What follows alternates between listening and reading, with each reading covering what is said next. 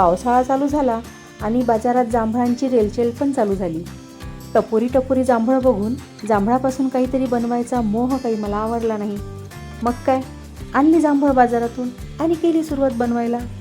नमस्कार, मी शुभांगी पाकविधीमध्ये आपणा सर्वांचं खूप खूप स्वागत करते. आज मी बनवत आहे जिभेला चटपटीत चव देणारे पेय जामुन शॉट.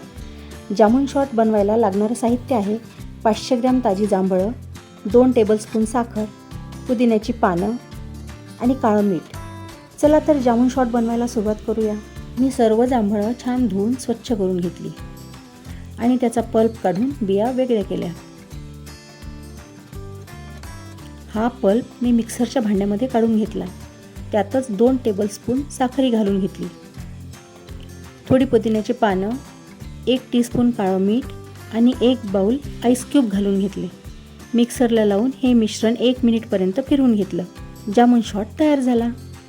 आता सर्व करूया. शॉट ग्लासला लिंबूचा रस लावून घेतला आणि मीठ आणि मिरची पावडरच्या मिश्रणात बुडवून ग्लासच्या एजेस रिम करून घेतल्या. जिभेची चव वाढवणारा जामुन शॉट पिण्याकरिता तयार. खूप चटपटीत असा आपला जामुन शॉट बनवून तयार झाला. आजची जामुन शॉटची रेसिपी आवडली असल्यास पाकविधीला सबस्क्राईब करा, लाईक करा आणि शेअर करा.